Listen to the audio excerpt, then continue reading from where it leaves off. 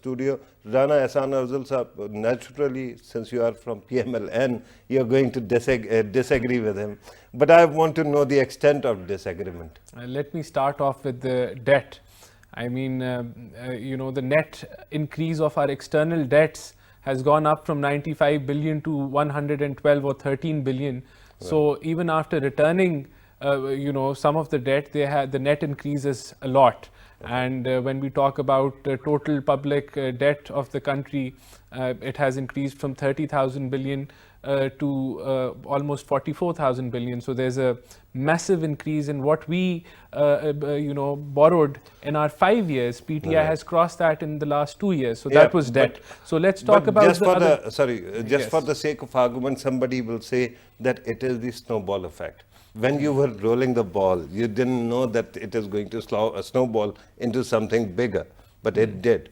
And the present government is actually facing the consequences of your decisions. Well, I would disagree with that, because you see, IMF was predicting that the economy would grow at 6% in the financial year 19, when we left it at 5.53%. Okay. So if it was a snowball effect, definitely IMF. Will you agree with me that your government actually fixed the amount, the value of dollar artificially? And that is why we had to face all this music. Well, you will have to let me explain that. You see, in the first 3 years, there was no pressure on our current account deficit, and it was between 1 to 3 billion US dollars. And then in our fourth year, it went up to $12 billion, and then it went to $19 billion. And there was a very logical reasoning for that, because you were going for massive infrastructure development. You were going for 11,000 megawatts.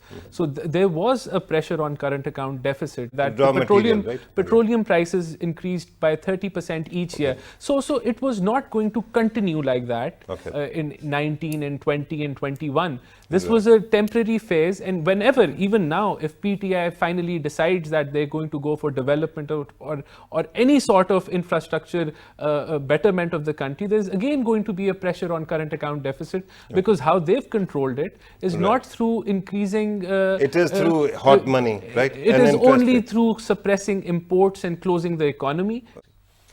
Well, what has happened now is quite sad. And I can tell you this for certain, that the industrial consumption, for example, in FESCO, has reduced consecutively in the last 2 years. So IPP, the circular debt, a lot of it has been added due to the increase in capacity charges, number one. And the plan, the way the GDP was supposed to grow, it did not grow, and it has gone backward. So the consumption is not there, the demand is not that great where it should have been when we have added 11,000 megawatts. Since you are talking about last 2 years, that's one. So let's talk about that means you are judging the consumption in comparison to your own time? Yes, there was now growth. The question, one more thing. It actually gives way to a question, and that is, if you were, or FESCO was consuming more energy, why were we exporting less? Because at that time, exports were constantly on the decline. No, they were not. In the last year, the exports increased by 13%. Our GDP was growing by 5.8%. And not only the export industries utilize energy, the domestic ones also do. Also, one thing over here is that I can tell you for certain that we invested, the projects we did for generation of electricity were based on LNG and coal.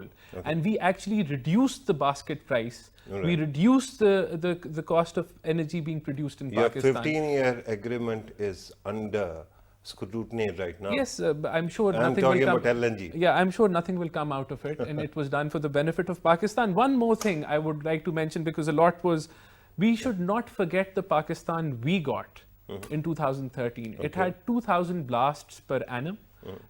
Terrorism was ripe in every corner of Pakistan. There was no electricity, 16 hours of load shedding, there was no gas, and we turned that around.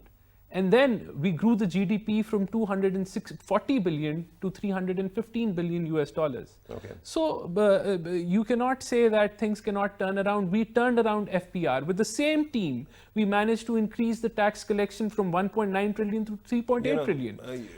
Everybody says that we have increased the revenue generation. They have not.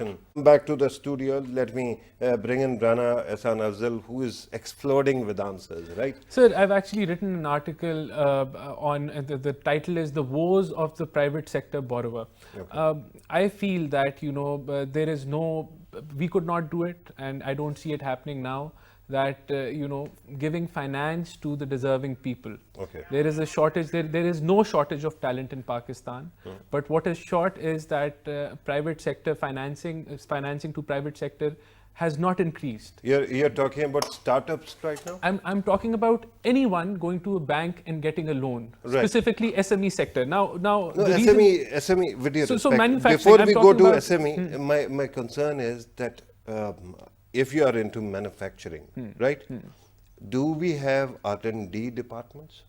So even at this stage, if you don't have R&D, you can do a lot of those things. If you can do the things which you can produce over here cheaply. So you can just bring in manufacturing in different sectors. Yeah, but it is not happening because I feel that private sector it's not easy for them to get loans, number one.